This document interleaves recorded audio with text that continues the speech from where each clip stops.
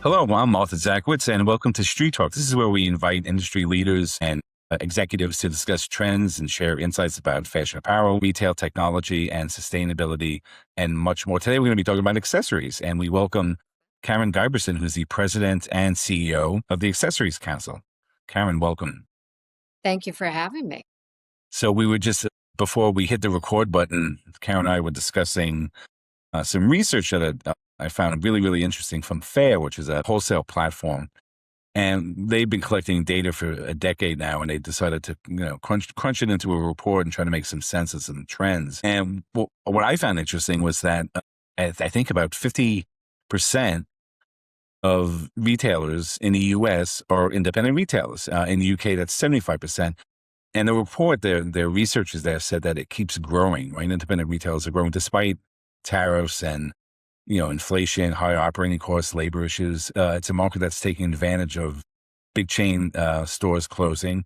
And the other interesting thing is that they found that the areas for growth were smaller towns and not major cities. And I found that fascinating.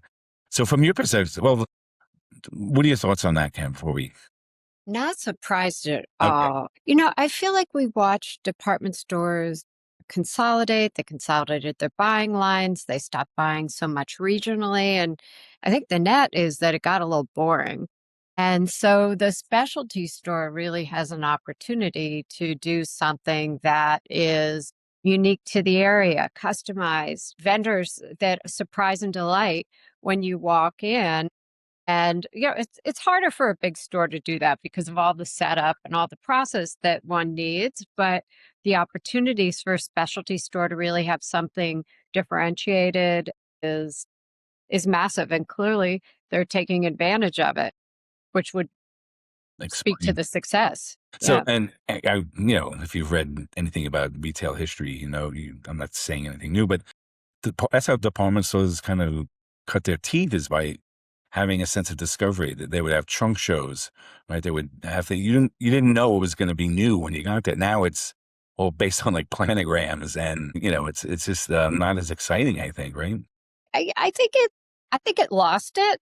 And I do think that it's coming back. I see retailers making an effort, whether that's Nordstrom trying to do a special shop, or Macy's reinventing what their main floor is. Bloomingdale seems to have really put some effort into it. So hopefully they'll make those adaptations too. But the specialty store has a faster track to making decisions and bringing product in than does a big store. Well, and that was the other data point that they found, is that the independent retailers, they're adding more physical space, but they're doing less online investments, which I think is interesting because, I think we've been talking about this on this show for a while, that people want to have this, experience of going into a physical store and experiencing that brand and seeing things that are new and fresh and interacting with people and experts, right? So that's good news. It's really for the accessories categories, because most accessory categories are impulse buys. You don't wake up in the morning and think, I'm going to go buy a new pair of earrings. You walk into this store and you see those earrings and you're like, I need those earrings. And I think that goes for a lot of the categories that we work in. Certainly there's special occasions where you plan a purchase, but the more people that are in the stores, the better it is for jewelry and scarves and hats and gloves and all the things that go with the apparel. So tell us about the Accessories Council. Like, what's its mission? What do you do there? Who does it serve? Well, the council was founded over 30 years ago by the industry. And it was at a point in time where runway fashion was extremely minimal. I think kind of Calvin Klein sending models out. They weren't carrying handbags. They weren't wearing optical or sunglasses, hats, gloves. It was just very stark.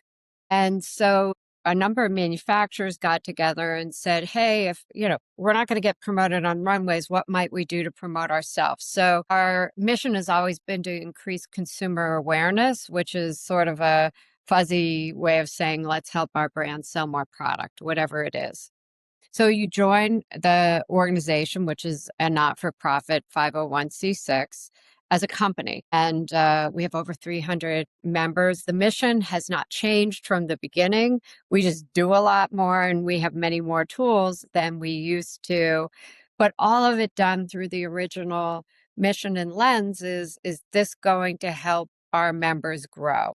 But, you've been an advocate for the industry, on the policy front as well, I guess. And with all this stuff, and it's so depressing with the tariffs. Every day is something new. How is that impacting the industry? How's it affecting like decision making and merchandise planning and logistics? It's so challenging. My heart breaks for our companies who are trying to plan and price their goods. The handbag category got hit really early. So in the first administration, when the tariffs came out, for some reason that I have no explanation for, handbags were in a very early group of tariffs. So we had to get involved before other fashion categories because we had such a big group of brands that were sourcing at that point from China. So I became a really fast student. At that time, we had a lobby group. I testified in front of Congress. So we were super entrenched early on. And this time around, there's less you can do. There's not an appeal, method. Thankfully, the IEEPA tariffs, 301s, everything turned over. The ones that were announced yesterday, I haven't had enough time to dive in and see if they will also be deemed illegal. It's hard to say. Using forced labor as an explanation for a wide swath of tariffs across so many countries seems shaky, but I'm not the legal expert. I feel like our brands, they need to really plan like they're going to be there, and if for whatever reason they're overturned, they'll be refunded. But it definitely impacts cash flow. It impacts pricing. It's impossible not to. Just for our listeners, we're recording this on July 24th, and yesterday there was the first round of tariffs that were in place expired, and the administration put in place new tariffs, and everybody's trying to sort through what that means. As you said. But what are some of the other challenges that you think are facing your members?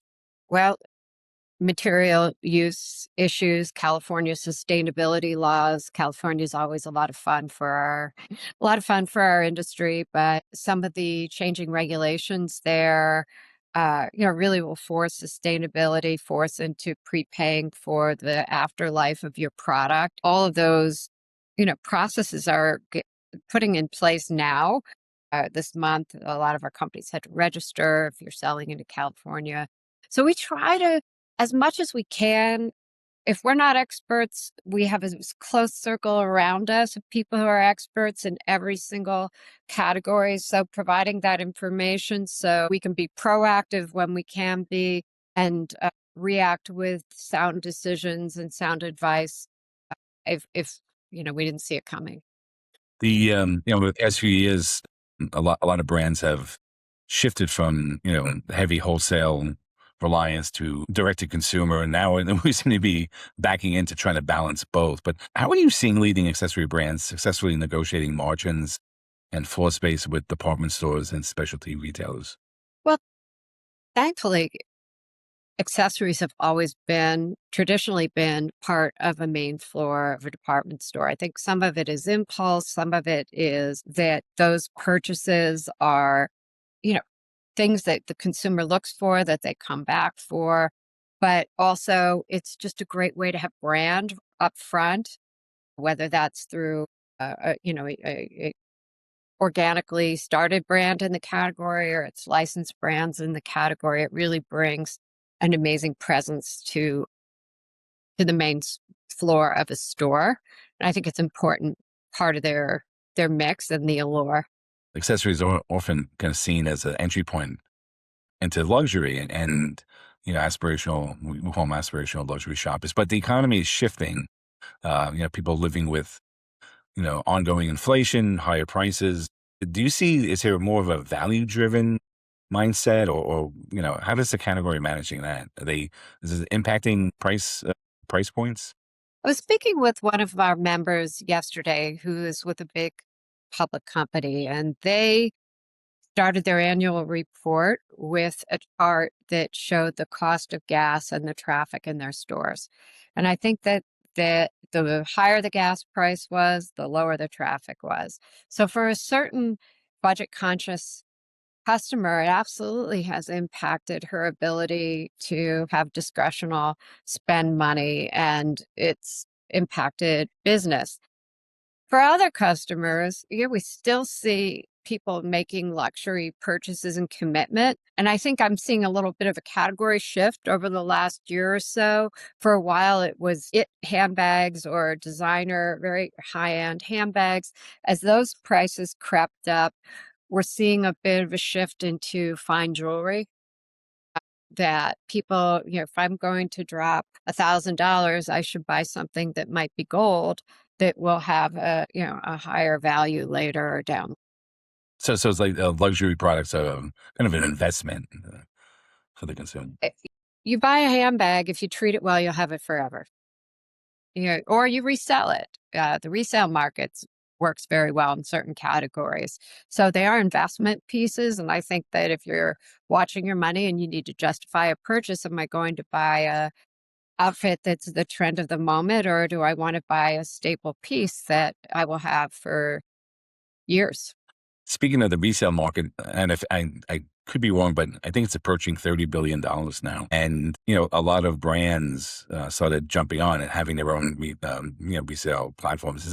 Do you see that being sustained in the future? Is it not going away? Is it and is it viable? Is that what consumers want? Obviously, right? Yeah, it's funny. I was thinking about the start of retail, and I remember years ago, I don't know, like 15, 20 years ago, there was a company called Bag Bar Steel. It Right. was all handbag. And so that really was the first one. And I think at that time, it was a great idea, maybe a little ahead of its time. Still, buying something that was used was a little taboo. Not anymore. Now, I think the savvy customer who wants something is looking across all channels to figure out how she can get what she wants. And that could be a resale site, that could be an auction site that they're happy to buy and comfortable buying head to toe, reused product. And I also think that helps inform new purchases too. If I think about buying, again, I'll pick on the handbag that, I could buy it, I could use it for a while, and then I can resell it and make some money later. Let's just go back to the council. You have 300 companies, members. What categories are we talking about? You mentioned handbags, jewelry, eyewear. What are the Head to toe, except for the clothes. Footwear, jewelry, optical, sunglasses, hats, gloves, scarves. We even have a couple of members who have fragrance. It doesn't really matter the category, it doesn't matter the price point. Sometimes we do things that are very specific to a category, like fine jewelry or optical or sun. But oftentimes we mix it up, and we mix up the price points because we merchandise, we assemble our events the way a customer dresses. So there's been a lot of buzz around new materials and technologies. Lab grown gems, for example, and mushroom leather. Are these here to stay, or is it just flashy, interesting for the consumer, and then we're going to move on to more traditional materials? Do you think? I think that there are a number of very smart people who are looking at innovative materials and alternatives that will provide a more sustainable product. I do think at the same time, there is a sensible balance of traditional materials, that leather, exotics, even fur to some degree, are things that you purchase and will last a lifetime. If you take care of it, they're not disposable. And indeed, if I have something that lasts for a very long time, is that not sustainable? And I also think that some of the flashy materials, while there are some amazing ones, and I'm seeing new things all the time, it's not always evident whether or not it's clean or green. It might be made out of mushroom leather, but it might be backed with a PVC coating for grains. If I choose to buy something that's vegan, that's cool, but that doesn't necessarily mean that it's better for the earth. So I think you have to look at every single material from traditional, real, and luxury materials all the way to some of the innovations and ask questions. And I think it's a journey. I think we're learning all the time. What do in your opinion, what do shoppers expect in a luxury shopping experience? Like, what's the expectations? Well, I expect to have an amazing experience during the shopping. I want a product that's terrific quality or it has a very authentic story, but I want the service after the fact too. So if I buy something and it breaks or I have a problem, I want to know that I also can go back and have something fixed or cleaned, or I want to feel valued all the way through the process of owning that product. What does it take for emerging designer, in your opinion, to succeed today? Like, what do they need to do? Well, first of all, it's a lot of work. It's really all because you're bombarded with, you know, what should I do online? What should I do in social? What should I do at retail? So I think it's picking your spots and excelling in the areas where you feel that you can.